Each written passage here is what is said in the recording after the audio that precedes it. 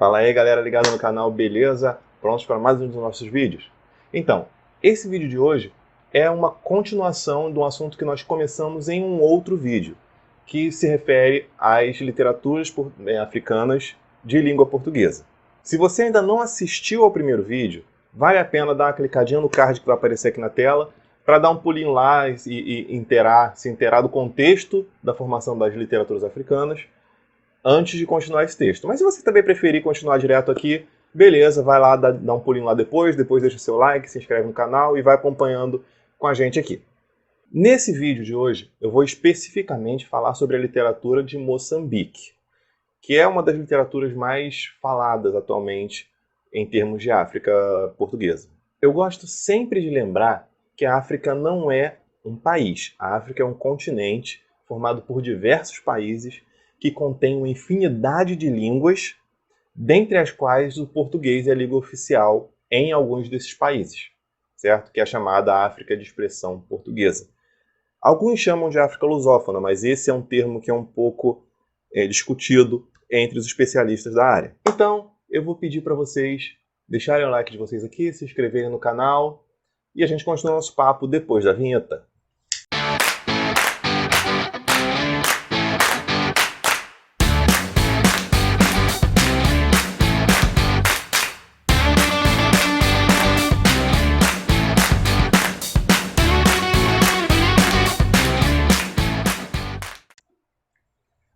Voltamos para continuar falando sobre a literatura moçambicana, ok? Primeiramente, é importante que nós possamos fazer uma contextualização histórica. Por quê? Porque a literatura moçambicana é uma literatura jovem. Então, ela vem muito atrelada aos fatos históricos, aos momentos históricos pelos quais o país passou, e isso fica muito explícito na expressão literária desse país. Primeiramente, nós precisamos saber que Moçambique é um país localizado no sudoeste da África e que tem como capital Maputo. Antes da chegada dos portugueses, em 1505, Moçambique era habitado basicamente pelos povos de origem banto, pelos suaílis e pelos povos de origem árabe. E de quando os portugueses chegaram até 1975, Moçambique foi uma colônia portuguesa. Sim, até ontem, 1975. Então, é um país muito jovem e a literatura fez parte da expressão que ajudou a movimentar essa independência de Moçambique para que deixasse de ser colônia de Portugal. E exatamente por ter sido colônia portuguesa durante tanto tempo, a língua oficial de Moçambique é o português, ainda que seja falado não por todos os habitantes, mas por uma parcela razoavelmente pequena da população. As línguas mais faladas pela população em si são as línguas de origem banto, dentre as quais o Makua se destaca, Makua, não sei exatamente qual é a pronúncia, mas é a língua que mais se destaca entre o povo moçambicano, certo? Mas fala-se em mais de 43 línguas dentro de um único país. Imagina a facilidade para se organizar toda essa comunicação. Então, naturalmente, eles vão precisar um pouquinho, sim, de uma língua franca, que nesse caso vai ser o português. Como todos os países da África, quem estudou um pouquinho da história africana sabe que é bem isso, a divisão política feita foi completamente arbitrária. Foi basicamente construída a partir de quem mandava em determinado território, em determinado momento. Então, a divisão é completamente arbitrária, o que não faz muito sentido e o que piora bastante os problemas que a gente sabe que já existem na África. Bom, agora vamos falar especificamente sobre a literatura. Os temas são majoritariamente nacionalistas, como é natural em qualquer literatura de países que estão começando, que estão passando por algum período de descoberta, de busca por identidade. Então, esse é um assunto que é uma fase pela qual a literatura brasileira passou, a literatura de qualquer país do mundo passou, por essa fase nacionalista em que você fala bastante, você tenta buscar a identidade do seu povo, você tenta buscar alguns elementos tradicionais desse povo, perfeito? Mas na África, assim como no início da literatura brasileira, os temas tratam muito dos problemas trazidos pela situação colonial, pelo período colonial moçambicano. Então, uma marca muito forte que a gente pode perceber nesses textos é a tentativa de ruptura com o universo europeu, principalmente nos textos mais recentes. No período colonial, isso era mais com sentido de combate mesmo. No período pós-colonial, ele vem mais como busca de expressão própria moçambicana. Dentre os principais, a literatura moçambicana é bastante rica, mas dentre os principais expoentes da literatura atualmente, nós podemos destacar o José Craveirinha, que é um poeta que teve bastante participação em todos os momentos do período colonial, em todos os momentos não, né? Nos últimos momentos do período colonial, no momento em que a literatura começou a ganhar força. A Paulina Chiziane, eu não sei se pronuncia assim também o nome dela, que é uma poeta e produz bastante prosa também. E o Mia Couto, que é um escritor conhecido no mundo inteiro, que é o maior expoente atualmente da literatura moçambicana. Só que antes de começar a falar sobre eles, antes de falar sobre essa literatura africana, é importante fazer uma contextualização dela. Como Moçambique foi uma colônia portuguesa durante bastante tempo, a literatura inicial dela, a proto-literatura, o iniciozinho lá, se baseou sobre os padrões estéticos europeus.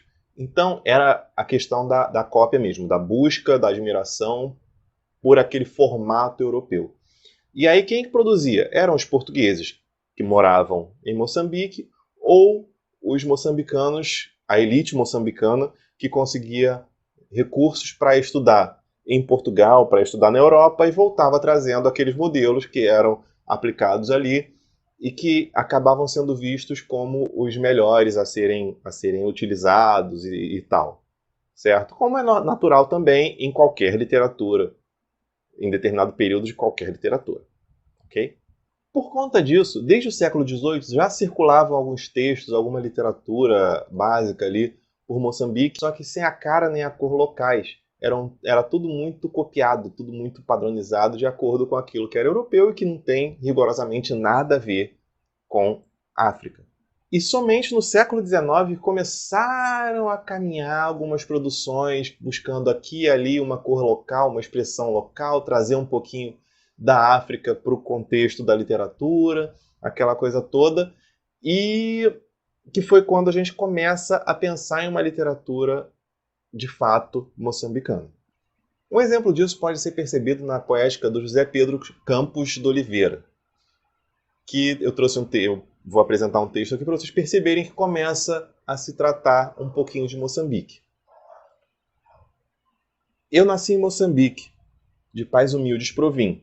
A cor negra que eles tinham é a cor que tenho em mim. Sou pescador desde a infância, e no mar sempre vaguei. A pesca me dá sustento, nunca outro mister busquei.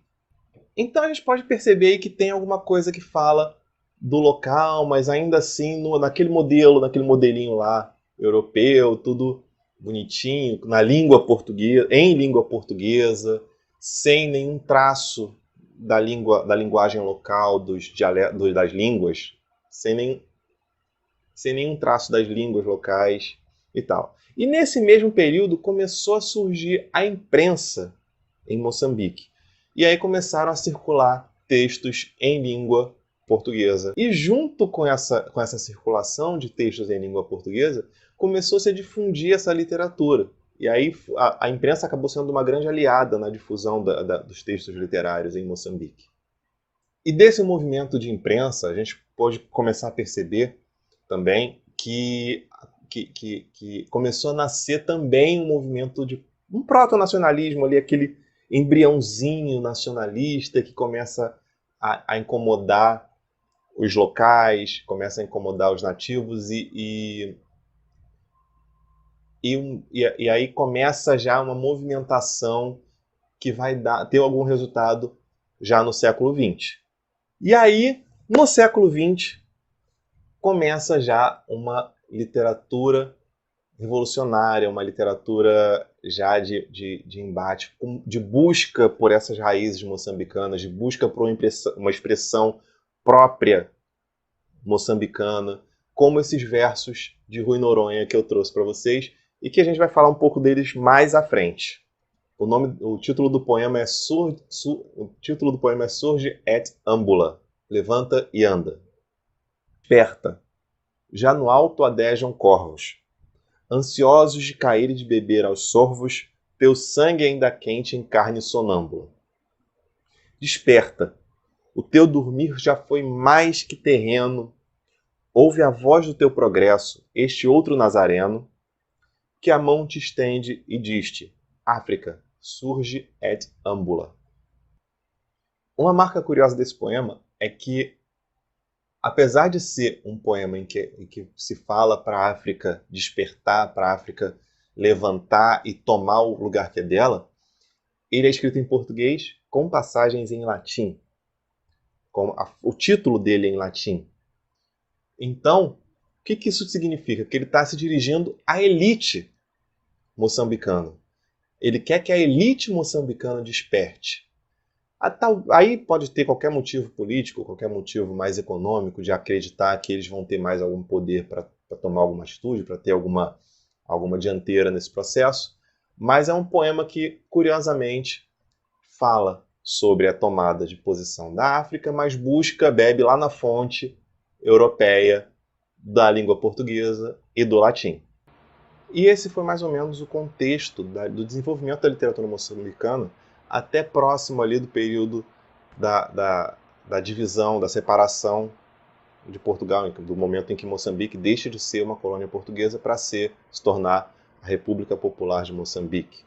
E aí, por ela ser uma literatura ainda muito jovem, como eu já falei antes, ainda não tem claras as fases pelas quais ela passou. Então tem muitas formas, muitas divisões historiográficas dessa literatura feitas pelos autores que estudam a literatura africana de língua portuguesa.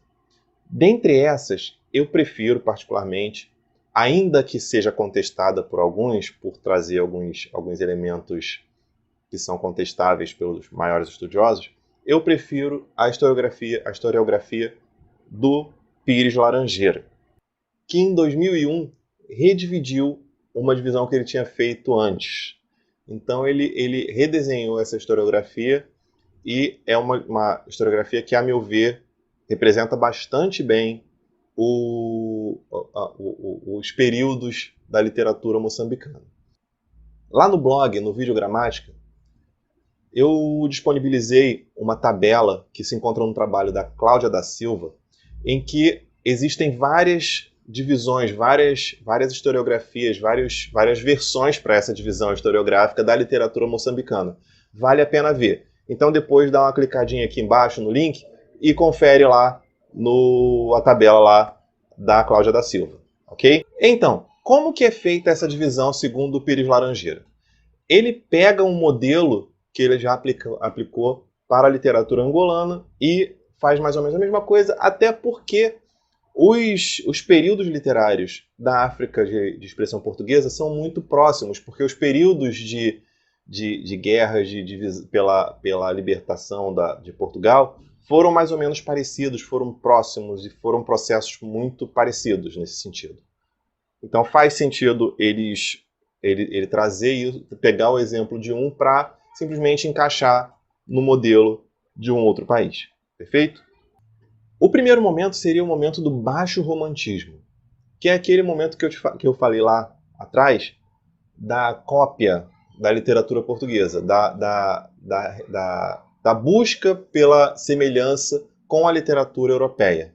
Esse período do dito baixo romantismo vai até o ano de 1881, que é o ano em que começa o negro a fazer parte da literatura, que é o que Pires Laranjeira chama de negro realismo. Esse negro realismo do Pires Laranjeira diz que ele diz que é um período em que o negro busca a sua integração na sociedade. E aí essa integração na sociedade é feita de diversas maneiras, ou com o negro buscando fazer parte, se sentir mais parte de Portugal do que de Moçambique, e com o passar do tempo, esse negro vai querendo fazer mais parte de Moçambique do que de Portugal. E aí é o outro período, que é o período do realismo africano. que começa em 1901. Isso para nós vermos que os períodos são muito curtos e muito próximos de nós. O realismo africano, ou seja, quando a África começa a ser protagonista dentro da literatura africana, dentro da literatura moçambicana, foi no início do século passado. Então não teve nem muito tempo para um desenvolvimento, uma super organização da literatura em si. Então é até complicado para fazer essa divisão, certo? Então é nesse período que começa a conscientização africana, a conscientização do africano quanto à África, a valorização dele em si, na literatura. Então, depois desse período do regionalismo, que foi essa tomada de consciência do africano sobre a África, nós entramos no período, segundo Pires Laranjeira, do casticismo, que foi desde 1942 até 1960, que foi a briga contra a posição colonial de Moçambique. Ou seja, foi o início da literatura de resistência, daquela literatura que busca a liberdade do povo e sua autonomia. As características desse período foram a busca pelos traços peculiares, pelos traços próprios da África, certo? Então, é outro momento natural em qualquer literatura que está começando, que se busque o que é a África, o que é ser africano. E esse foi o período do casticismo. De 1961 até 1974, um ano antes da independência, foi o período de literatura de resistência. Ou seja, aquele período da briga da briga mesmo, da guerra, da batalha armada contra a posição de colônia. Então nós vamos perceber uma literatura muito mais voltada para essa questão da guerra, da libertação, ao invés da busca pela identidade, pela ruptura política mesmo e ideológica com a imagem, com relação à imagem de Portugal, com relação à imagem da Europa. Então isso foi ali o movimento que que acompanhou o período da guerra armada até o período da independência, que foi no ano de 1975, como eu já falei algumas vezes. E depois de 1975, vem o período da contemporaneidade, que é essa busca, esse período de consolidação da literatura, em que a gente tem várias temáticas, vários assuntos próprios de Moçambique, várias questões de identidade ali dentro da literatura que antes eram um pouco esquecidas por conta da situação política, da situação em que passava Moçambique. Essa independência, naturalmente, ela trouxe uma certa estabilidade política, mas só até certo ponto, e quase nenhuma estabilidade econômica, tá? Mas isso não é assunto pra gente aqui no vídeo, então a gente vai passar de 3 horas de vídeo. Então, esse período contemporâneo é que as temáticas próprias de Moçambique, que tem essa busca pelas coisas próprias da terra, do povo, e isso tudo, certo? Essa é, como eu já disse, a historiografia que mais me agrada, porque que eu percebo mais essa divisão mais clara. Naturalmente, é importante vocês conhecerem as outras, para terem outras visões também. Então dá uma clicadinha aqui, visita lá o blog para ver a tabela que eu peguei do trabalho da Cláudia da Silva. Aí tem a indicação bibliográfica dela lá, se vocês quiserem dar mais uma lidinha, um texto muito bom também.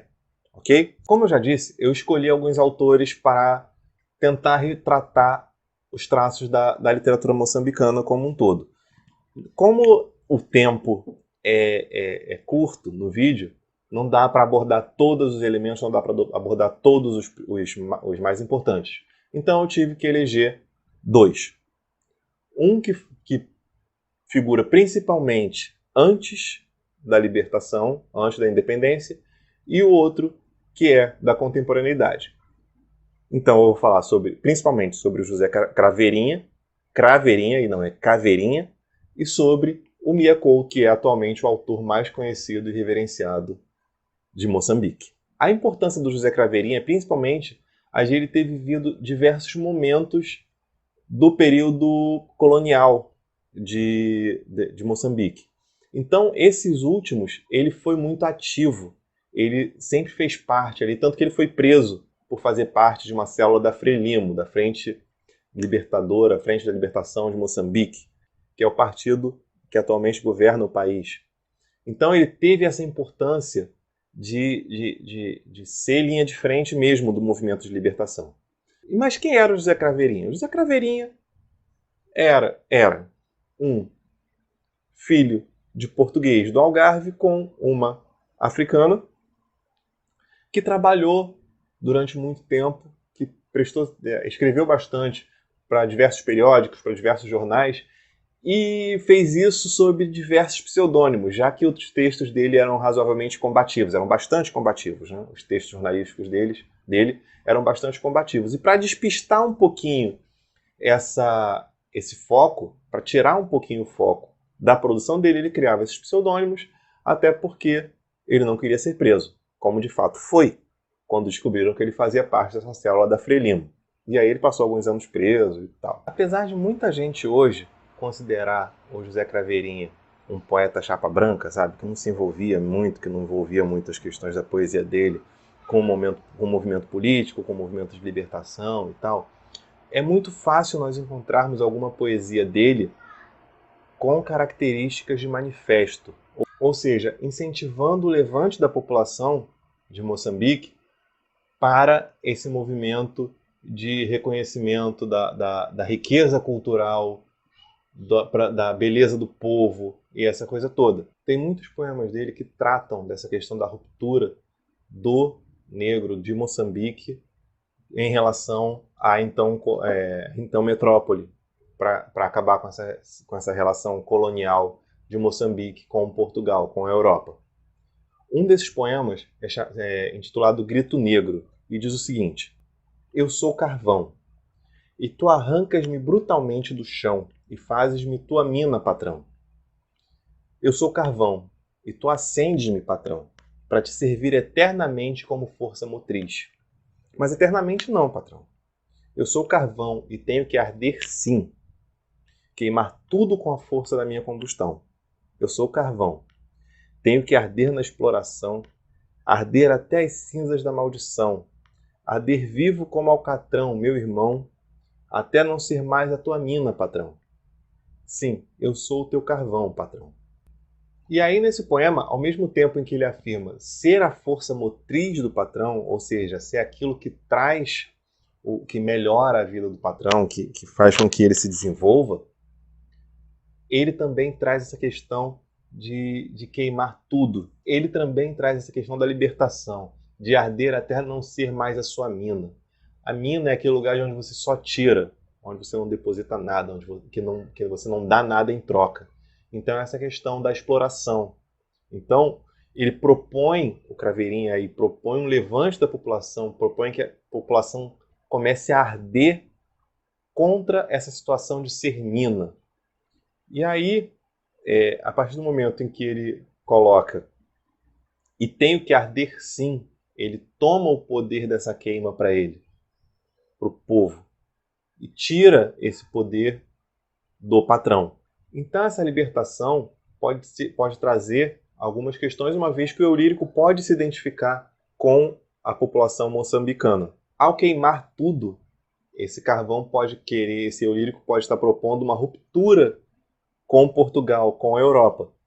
E aí nós podemos dar um passo à frente, após essa queima. Após esse momento de queima, com um poema da Noêmia Souza, que se chama A Mulher que Ri, a Vida e a Morte. E o poema diz o seguinte: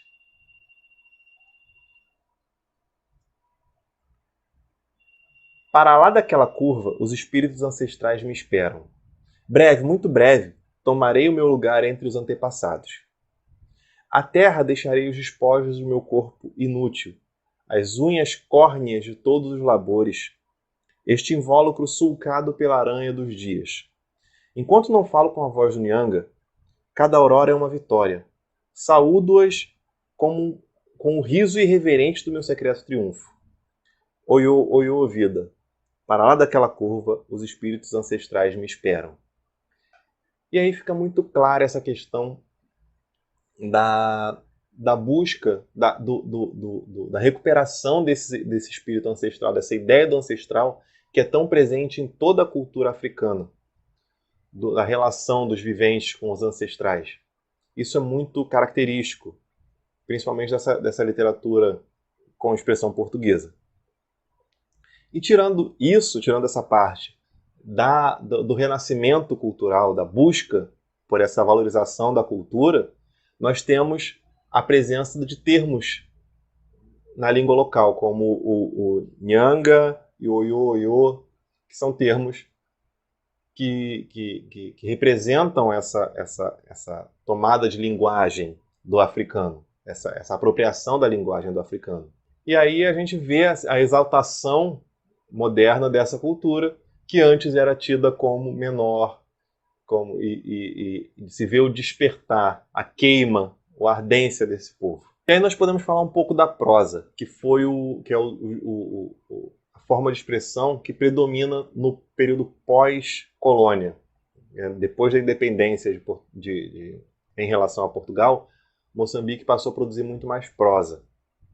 E o principal nome dessa prosa, desse movimento de prosa, é o Mia Couto, que é um escritor conhecido no mundo inteiro, premiadíssimo e tal.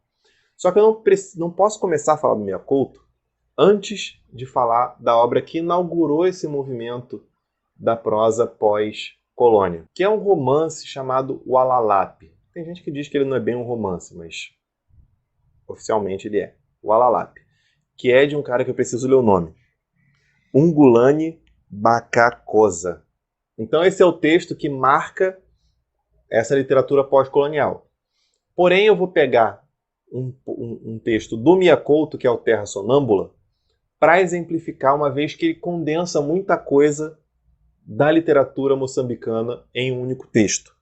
Então isso acaba fazendo com que ele seja um texto importante e bastante expressivo para resumir, para a gente poder acelerar um pouco do que a gente precisa tratar nesse vídeo, sem deixar ele com 2 horas de duração.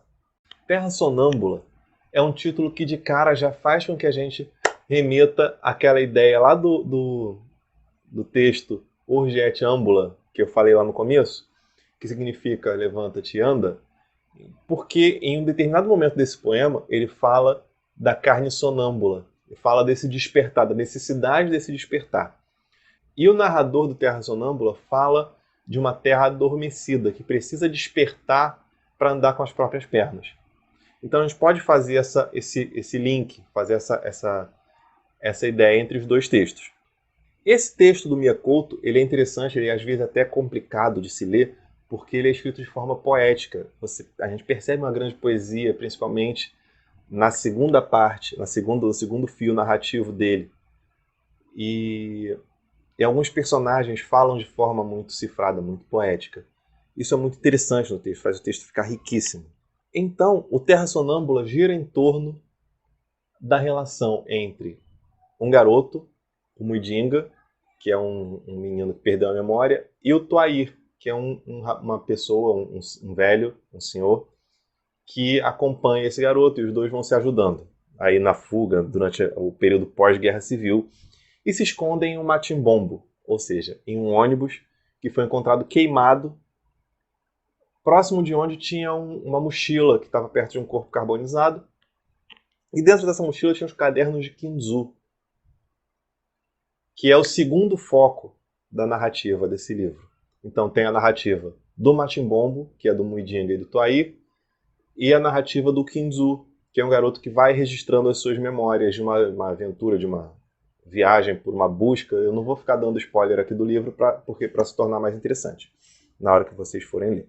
Então o Muidinga pega os cadernos de Kinzu e sempre lê alguns trechos para o Tuair à noite, até eles pegarem no sono e tal. Então o livro é separado entre os momentos do Muidinga com o Tuair e os momentos do Kinzu, certo? É um livro bastante interessante e vocês vão perceber que ele condensa muita coisa da literatura moçambicana. E aí eu vou começar a falar dessas características rapidamente aqui, e todas elas estão presentes nesse livro, no Terra Sonâmbula. A primeira dessas características é a crítica aos rumos que o país vem tomando depois da independência, depois do período em que ele deixou de ser colônia, quando ele começa a caminhar com as próprias pernas. Então essa é uma crítica presente em praticamente toda a literatura africana e moçambicana especificamente, como nós estamos falando aqui.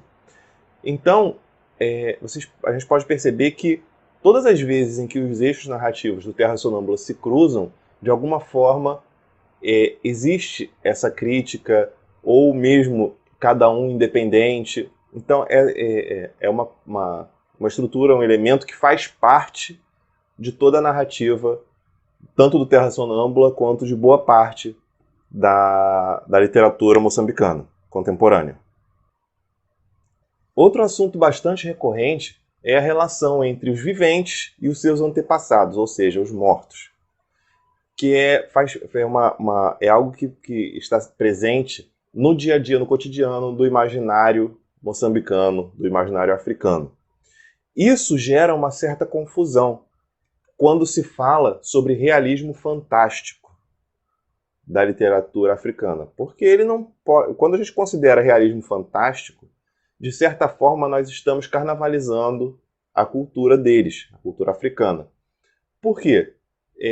Por ser diferente da nossa cultura, por nós não vivermos essa questão do animismo, que é tão presente na cultura africana, nós acabamos levando para o status de lenda, de coisa fantasiosa, essa relação entre os vivos e os antepassados, entre o presente e o passado, entre os deuses e entre as divindades e os humanos, que é tão presente nessa literatura africana. Então, tem-se preferido chamar de realismo animista, por gerar um preconceito menor, por não colocar como a nossa cultura sendo superior à cultura africana, no sentido de que só é real, só é realismo aquilo que faz parte do nosso dia a dia, certo? E esse movimento faz parte de uma valorização da cultura africana que vem sendo combatida pelo cristianismo e pela Europa, com a questão da demonização de todas as divindades africanas, de todas essas relações dos vivos e os seus antepassados, e que a gente vai perceber muito no decorrer do Terra Sonâmbula e percebe bastante também em outros temas, em outros textos moçambicanos. Outro elemento muito importante também dentro da literatura africana como questão de posicionamento é a questão linguística. Como é que acontece isso? O tempo inteiro nós percebemos que o texto é escrito em português. Porém, existem algumas estruturas que não são tão comuns no português. Existem neologismos que às vezes são baseados na formação de uma palavra portuguesa com uma estruturação típica, local, com a utilização do léxico local, que às vezes causa um certo estranhamento. Assim, quando a gente está lendo, que às vezes tem que parar para pensar, mas o que deve ser isso? Mas que é possível de se entender dentro do contexto. E partindo do princípio de que língua é poder, a partir do momento em que você se apropria, em que você transforma a língua do dominador, do dominante, a partir da posição de dominado, você se coloca em pé de igualdade com ele. Okay? Então é uma característica muito importante de um posicionamento muito forte. E é possível de se perceber fortes traços da oralidade, da língua falada no dia a dia em Moçambique, dentro desses trechos, dentro desse texto em que se constrói a partir da linguagem utilizada no país. Eu vou apresentar para vocês aqui um trecho do Terra Sonâmbula que eu achei interessante para exemplificar essas características que eu acabei de citar. Tirando a questão do vocabulário, que eu já apresentei lá quando eu falei do Matimbombo, por exemplo, e vocês vão perceber, quem se interessar em ler o Terra Sonâmbula, vai perceber que isso é muito frequente. Vocês vão entender como essa cultura, como essa questão dos antepassados, como isso tudo transita aí pelo Terra Sonâmbula. Eu trouxe um parágrafozinho também para exemplificar bem essa questão. Vamos lá. Muidinga pousou os cadernos. Pensageiro. A morte do velho Siqueleto o seguia em estado de dúvida. Não era o puro falecimento do homem que lhe pesava. Não nos vamos habituando do mesmo modo ao nosso próprio desfecho? A gente vai chegando à morte como um rio desencorpa no mar. Uma parte está nascendo e, simultânea, a outra já se assombra no sem fim. Contudo, no falecimento de Siqueleto, havia um espinho excrescente. Com ele, todas as aldeias morriam. Os antepassados ficavam órfãos da terra. Os vivos deixavam de ter lugar para eternizar as tradições. Não era apenas um homem, mas todo um mundo que desaparecia. E a gente pode perceber esse traço cultural do diálogo do novo com o antigo, do atual com o antepassado, muito claramente, e dentre as outras características também que eu coloquei aí para vocês. Perfeito? Esse trecho expressa muito bem essa relação do atual com o antepassado e da busca por essa ruptura com Portugal, com a Europa, né? Porque a partir do momento em que o Siqueleto morria, essas memórias morriam com ele. E a cultura é representada por essas memórias. A cultura, aquilo que faz da África ser África, faz a África ser África, morre junto com o Siqueleto a partir desse momento em que ele deixa de existir. Então é isso, gente. A literatura moçambicana é sensacional, o livro Terra Sonâmbula é sensacional, a poesia do Craveirinha é muito boa também. Os textos, os autores que eu citei aqui e os que eu vou citar também merecem ser lidos de maneira com pensamento voltado para a cultura e não pelo exotismo da obra. Porque, como eu disse para vocês lá em cima, a partir do momento que nós carnavalizamos a cultura africana, nós colocamos uma cultura como sendo superior à outra, certo? E isso é muito perigoso, no sentido de você rebaixar, de você considerar que um povo tem uma cultura inferior à outra somente porque as relações dele com as crenças, com o todo, é um pouco diferente. Outra coisa interessante é que em muito essa literatura moçambicana se assemelha à literatura brasileira, em algumas estruturas, em alguns temas, em alguns posicionamentos, em alguns questionamentos. Ela é muito próxima a essa cultura brasileira, a essa literatura brasileira, principalmente nessa questão da afirmação que começou que quem estudou um pouco da literatura brasileira antiga e inicial vai perceber que o caminho foi o mesmo, basicamente. E que os momentos políticos também são explorados pela literatura.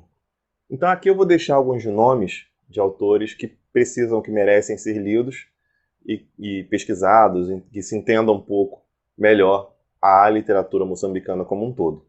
O primeiro deles é o Rui Noronha, como eu já disse. Tem a Noêmia de Souza, que é sensacional.